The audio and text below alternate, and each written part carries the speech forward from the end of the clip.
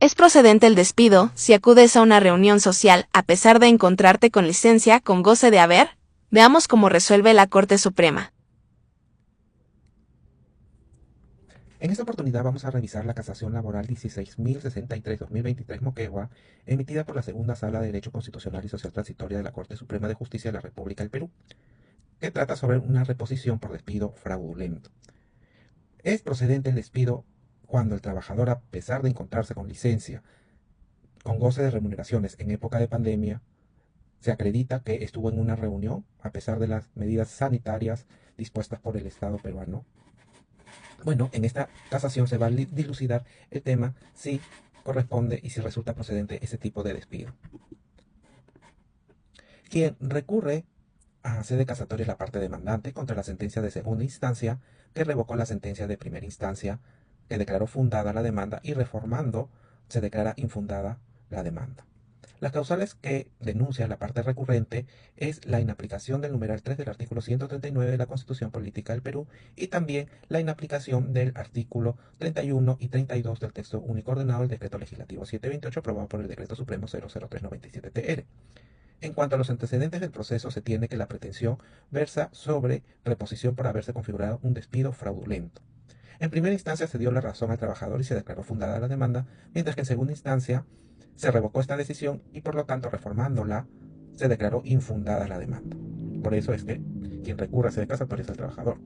En cuanto a la causal referida a la inaplicación del numeral 3 del artículo 139 de la Constitución Política del Perú, está referida principalmente al principio y derecho a la función jurisdiccional, como es la observancia del debido proceso y tutela jurisdiccional. La Corte Suprema concluyó que no se afectó el debido proceso ni la tutela jurisdiccional efectiva, en tanto la Sala Superior verificó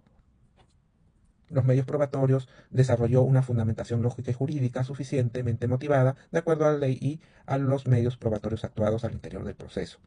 señalando aspectos fácticos y jurídicos respecto a la falta grave imputada al demandante, por lo que la sentencia de vista no se encuentra con algún vicio que genere su nulidad. En cuanto a la segunda causal, que está referida a la inaplicación de los artículos 31 y 32 del texto único ordenado del Decreto Legislativo 728 aprobado por Decreto Supremo 00397-TR, la Corte Suprema cita el contenido de estas normas, las cuales vamos a leer para conocer de su contenido. El artículo 31 establece que el empleador no podrá despedir por causa relacionada con la conducta o con la capacidad del trabajador sin antes otorgarle por escrito un plazo razonable no menor de 6 días naturales para que pueda defenderse por escrito de los cargos que se le formulare, salvo aquellos casos de falta grave flagrante en que no resulte razonable tal posibilidad, o de 30 días naturales para que demuestre su capacidad o corrija su deficiencia. Mientras dure el trámite previo vinculado al despido por causa relacionada con la conducta del trabajador, el empleador puede exonerarlo de su obligación de asistir al centro de trabajo, siempre que ello no perjudique su derecho de defensa y se le abone la remuneración y demás derechos y beneficios que pudiera corresponderle. La exoneración debe constar por escrito. Tanto en el caso contemplado en el presente artículo como en el artículo 32, debe observarse el principio de inmediatez. Este principio es muy importante en el derecho laboral, sobre todo en los procesos de despido o procedimientos de despido. El artículo 32 establece que el despido deberá ser comunicado por escrito al trabajador mediante una carta en la que se indique de modo preciso la causa del mismo y la fecha del cese. Si el trabajador se negara a recibirla, le será remitida por intermedio de notario o de juez de paz, o de la policía a falta de aquellos. El empleador no podrá invocar posteriormente causa distinta de la imputada en la carta de despido. Sin embargo, si iniciado el trámite previo al despido, el empleador toma conocimiento de alguna otra falta grave en la que incurriera el trabajador y que no fue materia de imputación, podrá reiniciar el trámite. Y acá, puntos suspensivos porque tiene mayor contenido esta norma. Ahora bien, la Corte Suprema en relación al despido señala que este es la extinción de la relación de trabajo fundada exclusivamente en la voluntad unilateral del empleador, la cual debe constar y estar sustentada en una causa justa. En relación a ello, el despido debe estar fundado en una causa justa, por lo que se limita el poder que tiene el empleador dentro del elemento de la subordinación. Tal es así que nuestra legislación ha contemplado que la causa justa de despido se desarrolla bajo o se justifica bajo dos ámbitos. Primero, debe estar relacionada con la capacidad del trabajador o en todo caso relacionada con la conducta del trabajador, de conformidad con el Decreto Legislativo 728.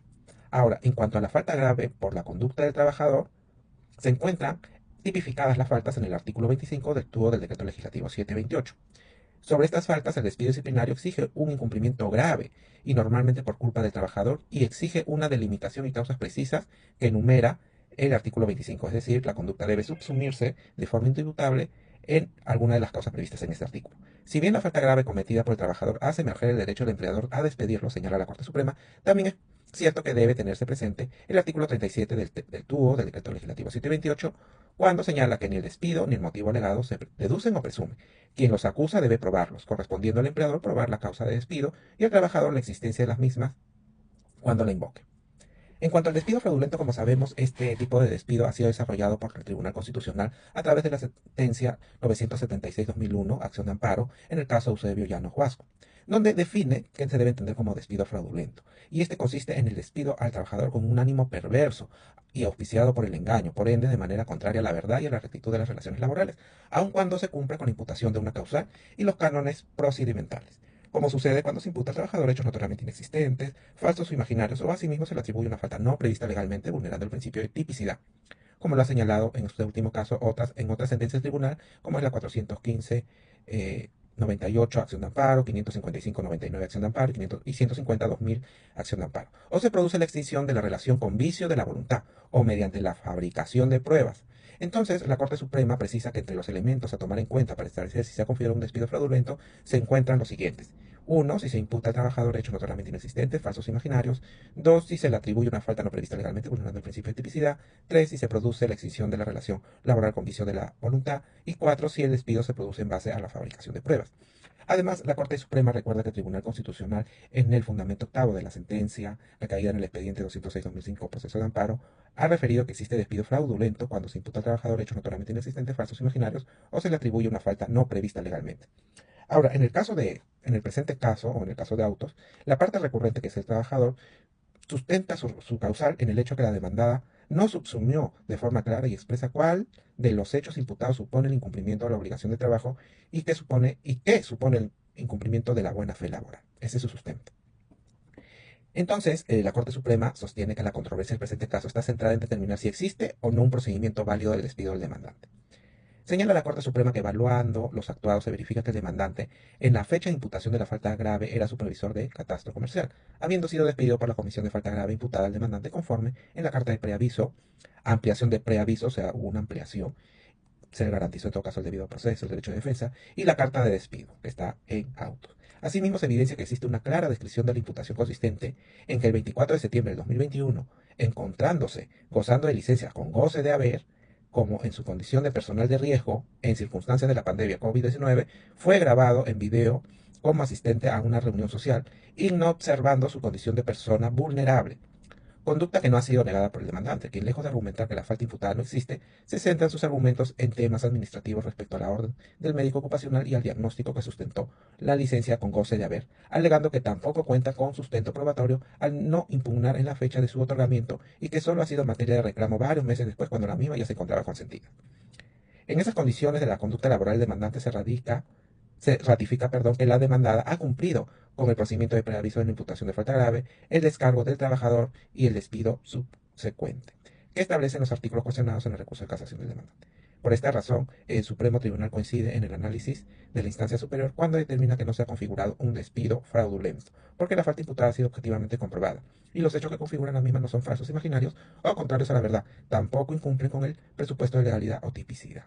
Por esas razones, la Corte Suprema declaró infundado el recurso de casación, no casaron la sentencia de segunda instancia y, en consecuencia, se desestimó el recurso de casación, por lo tanto, debido infundada la demanda. Ahora bien, acá hay un supuesto uno es el principio de inmediatez, aunque este proceso versa del 2023, los hechos ocurrieron en el 2021, no sé si realmente se inició ese proceso de despido dentro y en observancia del principio de inmediatez, ¿no? Pero en todo caso, yo soy de la opinión que este hecho, si bien no configura un hecho fraudulento, ¿no? No encuadra en un despido fraudulento, podría encuadrar en un despido arbitrario en razón a la proporcionalidad de la decisión adoptada, ¿no? Pero en la medida en que no ha sido materia de petición la indemnización por despido arbitrario, puesto que extinguir el contrato de trabajo, tal vez si se hubiese enfocado en la falta de razonabilidad de la decisión de extinguir el contrato de trabajo de forma unilateral, podría haber dado lugar en todo caso a un tipo de reparación indemnizatoria. Eso es todo, muchas gracias, hasta luego.